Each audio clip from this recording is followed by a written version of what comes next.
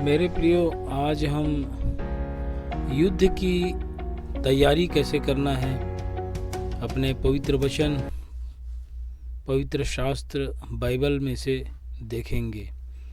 युद्ध की तैयारी के विषय में आज हम तीन स्थलों से लेकर हम देखेंगे और पढ़ेंगे और समझेंगे। मेरे प्रियो, यशायाह नबी की किताब और योएल नबी की किताब और मीका नबी की किताब में तीन जगहों पर युद्ध के कुछ हथियारों का वर्णन है और वर्तमान समय में और भूत में और भविष्य में युद्ध की तैयारी के विषय में बाइबल क्या रोशनी डालती है और उसके विषय में क्या हमें समझाती है, उसको आज हम देखेंगे। आइए हम कुछ बातों को सीखने से पहले हम जो यशायाह नबी की किताब है उसके पहले ही अध्याय के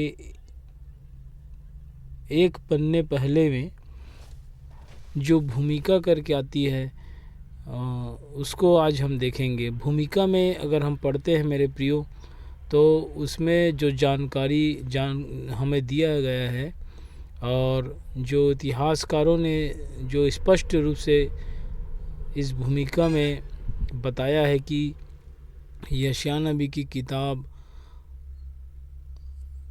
कैसे उस समय इस हथियार के विषय में, युद्ध की तैयारी के विषय में, आने वाले भविष्य जो कि प्रभु यीशु मसीह का वर्तमान समय था उसके विषय में थोड़ी रोशनी डालती है। और उसको पढ़ने से हमें पता चलता है कि यशायाह नबी कैसे प्रभु यीशु मसीह के दिनों में जो शांति का समय होगा, जो युद्ध की विद्या नहीं सीखेंगे, न वो तलवार चलाएंगे न भाले चलाएंगे, ऐसा वर्णन यशायाह नबी अपने किताबों में करता है प्रभु यीशु मसीह के आने से पहले। जब यशायाह नबी वर्तमान समय में ये बातें भविष्यवाणी की, परमेश्वर के वचन को जब लोगों को बताया या लिखा, तो वो जो उसके लिए उस समय भविष्य की बातें थी मेरे प्रियो, जो प्रभु यीशु मसीह के काल में, उसके रहने के दिनों में उनके साथ और उनके चेलों के साथ ये बातें और ये घटना घटी। तो आइए प्रियो, हम आज इस युद्ध की तैयारी के विषय में बाइबल हमें क्या प्रकाशित करती है आज हम सीखेंगे मेरे प्रियो। तो आइए हम देखते हैं कि यशायाह नबी की किताब 2 अध्याय 4 पद को हम पढ़ेंगे मेरे प्रियो।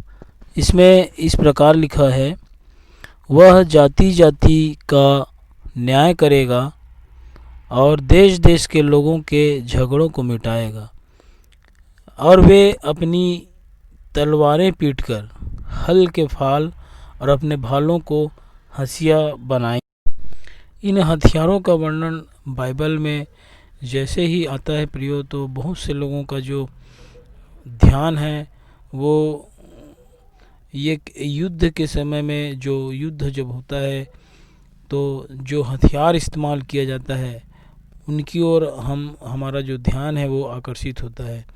और तलवार और हल के फाल, हंसिया, भाले, बर्छी, ये जो हमारे बाइबल की भाषा में इन शब्दों को कैसे वचनों के साथ संबोधित किया गया है, इसको हमको समझना है मेरे प्रियो। तब मेरे प्रियो, हमको ये समझना है कि तलवारें पीट कर हल के फाल और बर्छी को पीट करके हंसिया बनाना है। बाइबल में इन शब्दों को कौन से भाषा में इस्तेमाल किया जाता है, सबसे पहले हमको समझना है कि तलवार जो है परमेश्वर का वचन है। ये वो तलवार नहीं है कि हम लोगों को काटे और मारे, लोगों का खून बहाए। बाइबल, हमारा जो पवित्र शास्त्र वचन, कभी भी ऐसी शिक्षा नहीं देती कि हम लोगों को काटे मारें। ज़बरदस्ती हम किसी परमेश्वर के पीछे चलने के उद्देश्य से उसे हम दबावपूर्वक तलवार दिखा करके हम उसके मन को परिवर्तन नहीं कर सकते मेरे प्रियो। तब हमको समझना है कि जो तलवार है वो परमेश्वर का वचन है, और हल के फाल को पीटकर भाला बनाना है। हल के फाल जो होते हैं जुताई के काम आते हैं, और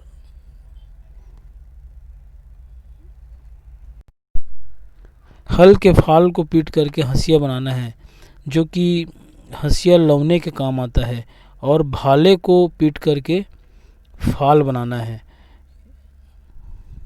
तलवार को पीटकर हल के फाल बनाना है, और भालों को हंसिया। ये तीन बातें, तलवार, हल के फाल और हंसिया, ये तीनों को जब हम अध्ययन करते हैं तो थोड़ा समझ में आता है कि जो युद्ध के तलवार, जो बाइबल की भाषा में वचन, और इसी तलवार अर्थात वचन से हमें जुताई के लिए हल के फाल बनाना है मेरे प्रियो। और जब यह दोनों काम हो जाए तब भालों को हंसिया भी बनाना है, ताकि लौने के काम आ सके। मेरे प्रियो, प्रभु यीशु मसीह के दिनों में, प्रभु यीशु मसीह के समय में ये जो भविष्यवाणी हुई थी वो प्रभु यीशु मसीह के समय में पूरा हुआ, जो कि यशायाह नबी के द्वारा कहा गया था, और उसके चेलों के द्वारा भी पूरा हुआ।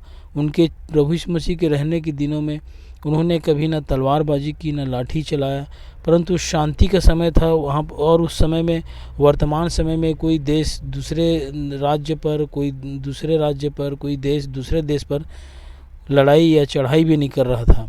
उस समय हम इतिहास को अगर देखते हैं तो समझ में आता है कि प्रभु यीशु मसीह का जो समय था वो शांति का समय था, और कोई लड़ाई की चर्चा नहीं थी। और प्रभु यीशु मसीह ने बड़े शांत स्वभाव से और शांति के समय में अपने सुसमाचार का प्रचार पूरे संसार के लिए बताया, और उसी के हम साक्षी भी देते हैं और गवाही भी देते हैं मेरे प्रियो। यही ये वचन जो यशायाह नबी की किताब 2 अध्याय 4 पद में लिखा था, इसका आज हमने आपस में सीखा कि कैसे हमको तलवार को पीटकर हल के फाल बनाना है, और भालों को हंसिया और बनाना है मेरे प्रियो। ये तो वचन था उस समय में जब प्रभु यीशु मसीह के चेले थे, और प्रभु यीशु मसीह जब थे उस समय का ये वचन था जो पूरा हुआ। लेकिन आज हम फिर से सीखेंगे कि आज हमारे जो वर्तमान समय में परमेश्वर का वचन क्या कहता है मेरे प्रियो।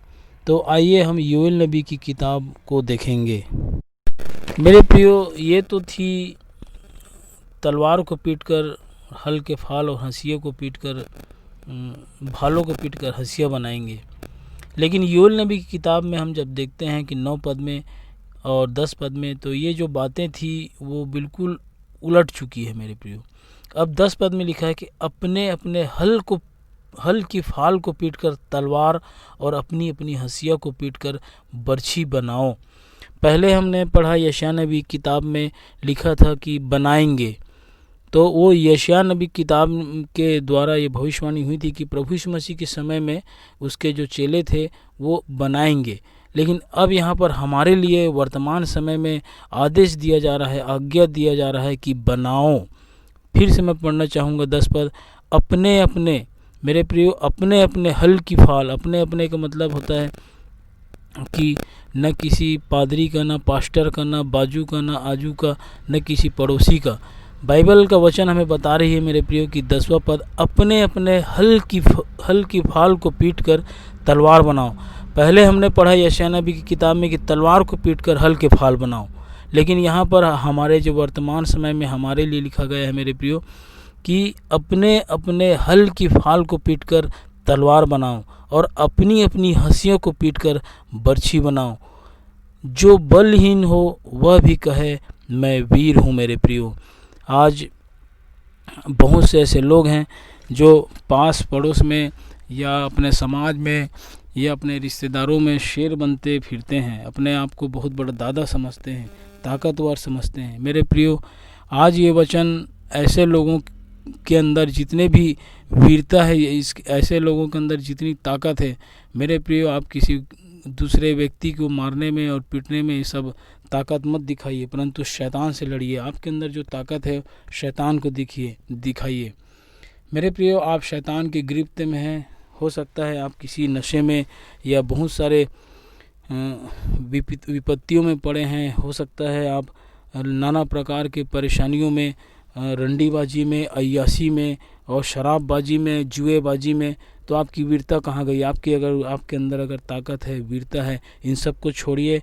और शैतान जो आपको दबा कर रखा है, शैतान आपको जो दलदल में और कीच में धंसा कर रखा हुआ है, गाड़ कर रखा हुआ है, तो उससे लड़िए मेरे प्रियो, तब आपकी वीरता समझ में आएगी। और आप जब ऐसे वीरता में होकर के आपके अंदर जो वीरतापना है, आपके अंदर जो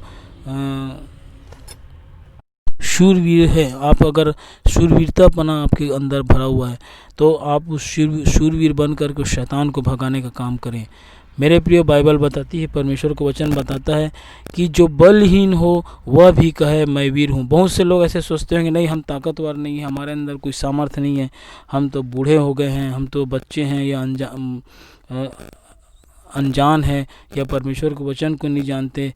मेरे प्रियो, बाइबल बताती है कि कोई ऐसा ना कहे कि मैं बलहीन हूँ, मेरे पास ताकत नहीं है, बल नहीं है। बाइबल बताती है कि जो बलहीन हो वह भी कहे मैं वीर हूँ। आप अंदर से एक वीर के समान हैं, और आपकी जो लड़ाई है वो किसी आमने सामने किसी ताकतवर से नहीं, परंतु शैतान से है। आत्मिक रूप से आप उनसे लड़ना है, क्योंकि शैतान जो है आपसे बाहरी रूप से नहीं लड़ेगा, ना तलवार चाकू लेकर नहीं आएगा, लेकिन आपको आत्मिक रूप से वो डैमेज कर दिया है, आपको बर्बाद कर दिया है। उससे भी आपको अगर लड़ना है तो आपको आत्मिक रूप से बलवान बनना पड़ेगा, तभी वो शैतान आपके जीवन से भागेगा। मेरे प्रियो, अभी हमने सुना इनके विषय में। आपको मैं यूं ही नहीं कह रहा हूं, अगर हम इससे ऊपर 9 पद में अगर पढ़ें तो लिखा हुआ है, जाति जाति में यह प्रचार करो, युद्ध की तैयारी करो, अपने शूरवीरों को उभारो, सब योद्धा निकट आकर लड़ने को चढ़ें। मेरे प्रियो, अगर हम इसी युद्ध की तैयारी का स्टार मार्क के अगर नीचे अर्थ दिया गया है, उसमें लिखा है कि युद्ध की तैयारी का मतलब होता है पवित्र बनो। युद्ध की तैयारी करने का मतलब होता है अपने आप को पवित्र करना। आप अगर शैतान से लड़ना चाहते हैं, अगर आप लड़ने के लिए चले गए, तो सबसे पहले तो आपको पवित्र बनना पड़ेगा। ऐसे नहीं कि एक बोतल चढ़ा कर चले गए और शैतान भाग जाएगा। जैसे आज बहुत से लोग बोल रहे हैं कि शराब पीने से कोरोना भाग जाएगा। मेरे प्रियो, आप नीडर हैं, तो आप अगर बलहीन हैं तो आपको पवित्र बनना पड़ेगा, तब शैतान आपके सामने से भागेगा। और आप ऐसे ही अगर किसी भी चीज़ों का सहारा लेंगे और आप सोचते हैं कि मैं ताकतवर बन जाऊंगा या शूरवीर बन जाऊंगा, यही तो आपकी कमजोरी है। शैतान यही चाहता है कि आप इसी में फंसे रहें और एक दिन आपकी मृत्यु हो जाए। मेरे प्रियो, आपको शैतान ऐसे ही चीज़ों में फंसा कर रखना चाहता है ताकि आप इन वचनों को जान न सके, आपके अंदर परमेश्वर के वचन का ज्ञान न मिल पाए, या आप इसको जान न सकें। परमेश्वर की यही योजना है। मेरे प्रियो, आइए हम फिर से हमारे भविष्य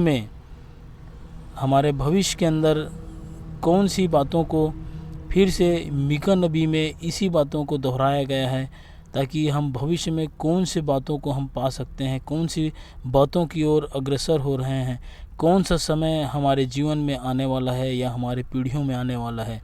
एक शांति की ओर फिर से हमें परमेश्वर का वचन इशारा करता है, जो हमें भविष्य में मिलने वाला है। मेरे प्रियो, मीका नबी की किताब 4 अध्याय 3 पद और 4 पद को पढ़ेंगे। मेरे प्रियो, इसमें लिखा है इस प्रकार, वह बहुत से देशों के लोगों का न्याय करेगा और दूर दूर तक की सामर्थी जातियों के झगड़ों को मिटाएगा।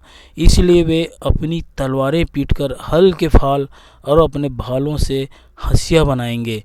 मेरे प्रियो, अभी थोड़ा देर पहले हमने पढ़ा कि कैसे इसके विषय में लिखा कि अब तलवार बनाया जाएगा और फिर से हंसिया बनाएंगे और फिर से भाला बनाएंगे। लेकिन फिर भविष्य में हमारे लिए एक आशा और एक शांति का समाचार हमारे लिए परमेश्वर ने हम सब मानव जाति के लिए रखा है। मेरे प्रियो, यहाँ पर लिखा हुआ है 4 पद में कि तलवारें पीटकर हल के फाल और अपने भालों से हंसिया बनाएंगे। बनाएंगे का मतलब होता है कि आने वाली बातें हैं और भविष्य की बातें हैं। तलवारें पीटकर हल के फाल और अपने भालों से हंसिया बनाएंगे, तब एक जाति दूसरी जाति के विरुद्ध तलवार न चलाएगी और लोग आगे को युद्ध की विद्या न सीखेंगे, परंतु वे अपनी अपनी दाखलता और अंजीर के वृक्ष तले बैठा करेंगे और कोई उनको न डराएगा। सेनाओं के यहोवा ने यही वचन दिया है। धन्यवाद। नमस्कार।